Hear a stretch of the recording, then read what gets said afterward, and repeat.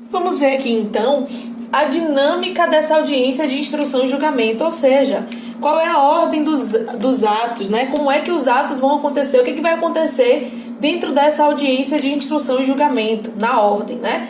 E, para facilitar a nossa vida, eu vou dividir essa dinâmica em atos de instrução e outros atos, tá?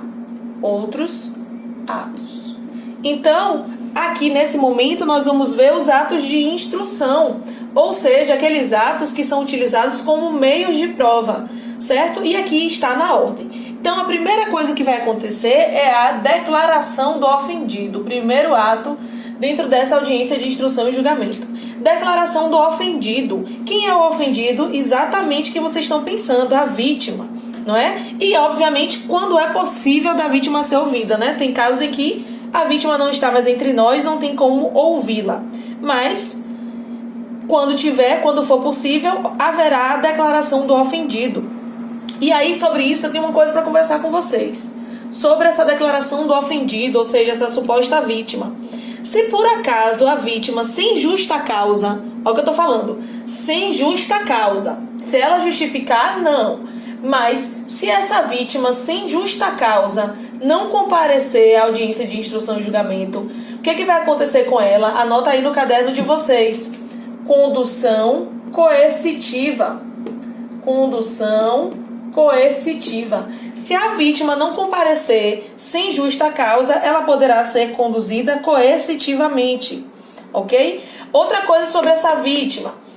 A vítima tem o direito de ser comunicada sobre a prisão do acusado ou sobre a liberdade do acusado. Então, quando houver uma decisão aqui, essa vítima também vai ser comunicada, ok? E outra coisa, essa declaração da vítima, essa declaração do ofendido, nós vimos que, em regra, a audiência de instrução e julgamento é pública, não é? Em regra, o processo é público, porém, pode ter a possibilidade de ficar em segredo de justiça essa declaração, se for para salvaguardar a honra e os dados dessa vítima, mas em regra não vai correr em segredo de justiça, vai ser pública, ok? Sobre a declaração do ofendido, é isso que eu tinha para tratar com vocês. Agora vamos ver, então, o primeiro ato dentro da audiência de instrução e julgamento vai ser a declaração do ofendido, obviamente, quando for possível dele ser ouvido.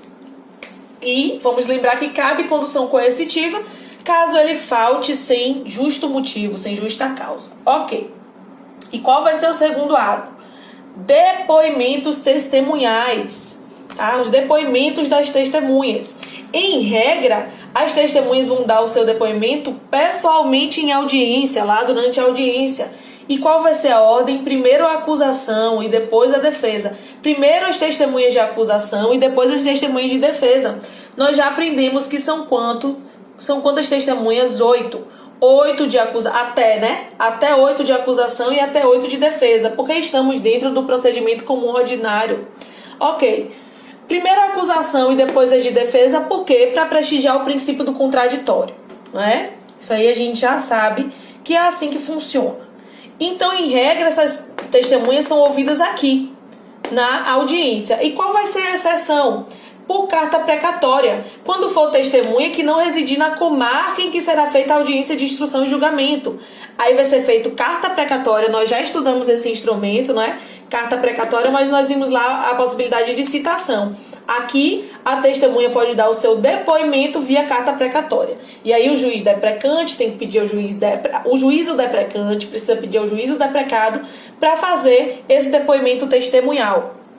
Ok? Outra coisa, as perguntas elas podem ser diretas e cruzadas. Nem sempre foi assim, né? Antes a parte tinha que perguntar para o juiz perguntar para a testemunha. Hoje não é mais assim. Tanto defesa quanto acusação podem perguntar diretamente para essa testemunha, não é? Então podem ser perguntas diretas ou cruzadas, quando uma pergunta para a testemunha da outra. Cruzada, esse X aqui é para vocês lembrarem de cruzada. Pode ser cruzada também, ok? Elas podem se perguntar entre elas. Serão feitas diretamente ou a parte diversa também pode perguntar. Ok, e o juiz?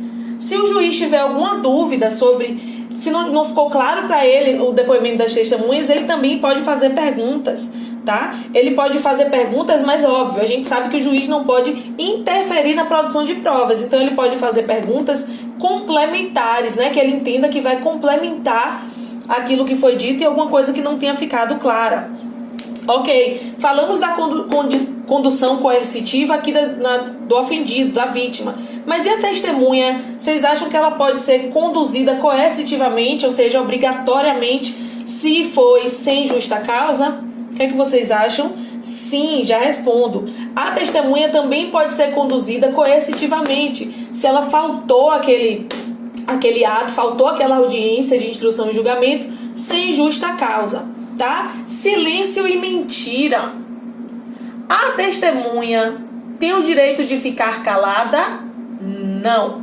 A testemunha não terá direito de ficar em silêncio, tá? A testemunha precisa falar. Porque se ela for silente ou se ela mentir, além de falar, ela tem que falar a verdade. Ela faz lá o compromisso de falar a verdade. Porque se ela for silente ou mentir, o que é que pode acontecer? Vai responder pelo crime de falso testemunho, tá? Ela não pode, não tem esse direito de ficar calado. De cara a gente já sabe que esse direito é assegurado a quem? Ao réu. O réu tem direito de ficar calado, a testemunha não. Isso sobre o silêncio em regra. Mas qual é a exceção? Lembra lá da figura do padre? Coisas que foram ditas no confessionário lá da igreja. O padre não pode falar, tá? Porque ele tem um dever moral. Se, obviamente, estava no exercício das suas atribuições. Outro exemplo, advogado. O advogado também pode guardar segredo, não precisa falar. E aí não vai responder pelo crime de falso testemunho. Então, a exceção com relação à mentira... A exceção com relação ao silêncio está aí nesse caso de atribuições. Ok? Bom, então, seguindo. Temos primeiro a declaração do ofendido, que é a vítima. Depois, depoimento das testemunhas, 8 para cada lado. Vimos aí como é que funciona. E agora, logo após, o que é que vai acontecer? Esclarecimento de peritos. Os peritos vão esclarecer. De cara, já digo para vocês que o esclarecimento de peritos é dispensável. Dispensável. Ou seja, não é necessário para que haja audiência de instrução e julgamento. Ou seja, pode acontecer ou não esse esclarecimento dos peritos, tá? E aí, sobre o esclarecimento dos peritos, o que é que a gente tem para falar? Em regra, um perito oficial. Em regra, eu tenho um perito oficial para aquele caso. Qual é a exceção? 2 peritos não oficiais. Essa regrinha aí vocês já devem ter visto. Regra, um perito oficial, exceção, 2 peritos que não são oficiais. Ok. E como eu falei que é dispensável, a parte que quer a perícia, a parte que pediu a perícia, né, que deseja a perícia, tem que fazer um requerimento. Ou seja, tem que pedir, de modo que o juiz não pode decretar de ofício. O juiz não pode pedir a perícia de ofício. Por quê? Porque senão ele estaria interferindo na produção de provas. E isso é vedado. Então, a parte tem que pedir, tem que requerer. E a parte vai ter o prazo de 10 dias para fazer esse requerimento, tá? Ela tem que pedir com 10 dias de antecedência da audiência o esclarecimento de peritos. E outra coisa que eu não coloquei aqui, porque é óbvio, né? Isso aí a gente sabe, mas eu vou até colocar, que vai caber perícia nos crimes que deixam vestígios, né? Crimes que não deixam vestígios não há de se falar em perícia, mas se houverem vestígios, poderá acontecer a perícia. Poderá porque é dispensável e aí tem que ter o requerimento das partes, tá? Ok. Seguindo, depois do esclarecimento de peritos, se houver, vamos para a fase da acareação. Ai, meu Deus. Riscou a lei de Max. Acareação. Onde é que a gente acha a acareação? No artigo 229, né? Quando a acareação vai acontecer, vamos lembrar de cara. A acareação vai acontecer quando houver divergência nos depoimentos das testemunhas. Uma testemunha que é Zé, essa testemunha falou uma coisa, aí Antônio falou outra. Então, a acareação, vou botar cara a cara Zé com Antônio para descobrir quem é que mentiu, né? Vou botar os dois frente a frente para descobrir. Pode haver a acareação. Inclusive pode ter acareação com testemunha que foi ouvida por carta precatória, tá? Então a acareação é isso. É você fazer essa prova dos 9 para descobrir, né? Porque houve divergência nos depoimentos e aí para descobrir quem é que está falando a verdade, qual foi a verdade ali dos fatos, ok? Depois da acareação, quando houver, tem a fase de reconhecimento de pessoas. Lembrando que tudo isso aqui é fase de prova, tá? Estamos na fase instrutória dentro da dinâmica processual, da dinâmica da audiência de instrução e julgamento, ok? E o reconhecimento de pessoas, vocês acham lá dos artigos 226 a 228. Esse reconhecimento de pessoas vai ser a descrição de características físicas, como foi aquela pessoa, né? E aí, como é que eu vou fazer? Não é como acontece na prática que é para ser feito, né? Quando você coloca uma pessoa lá e pergunta para a vítima, para a suposta vítima, se foi ela. Não é assim. São pessoas, eu vou botar pessoas com a mesma característica física lado a lado, para não induzir aquela pessoa a erro. Então, no reconhecimento de pessoas, eu vou colocar pessoas com a mesma característica física para a vítima apontar de quem é que se trata, ok? E aí, como último ato da instrução, dessa fase probatória, eu tenho o interrogatório do réu. O interrogatório do réu é muito importante. Eu vou apagar aqui e continuo conversando com vocês. O interrogatório do réu é muito importante nessa fase, porque a gente tem características aqui diferentes de tudo que a gente falou sobre a vítima, o ofendido, né, a declaração do ofendido, sobre as testemunhas. Então vamos ver aqui como é que se dá esse interrogatório. Primeiro, eu quero conversar com vocês a respeito da figura. Deixa eu tirar aqui para vocês verem melhor. A figura do réu preso. Primeira coisa que eu quero falar. O réu preso. O código vai dizer pra gente, a lei vai trazer pra gente que o réu preso, em regra, quando esse réu estiver preso, deve ir o juiz, o Ministério Público, todo mundo lá para o presídio ou para o local onde esse réu estiver preso, para a unidade prisional em que esse réu estiver preso. Mas aí nós temos em contrapartida um princípio chamado de princípio da publicidade. Que diz que, em regra, os atos são públicos.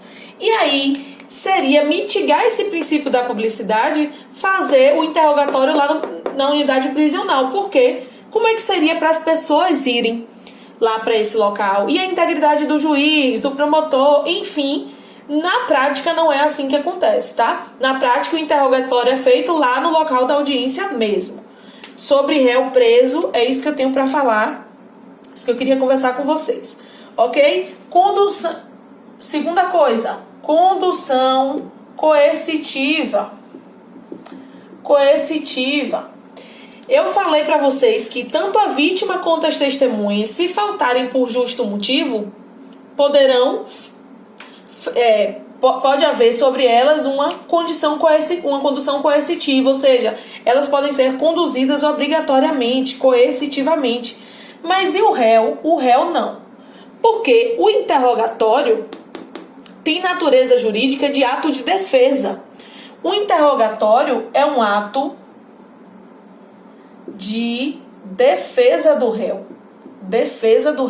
Nas outras aulas nós vimos que o princípio da ampla defesa é dividido em 2: defesa técnica e defesa pessoal. Se você não viu essa aula, volte porque está muito legal.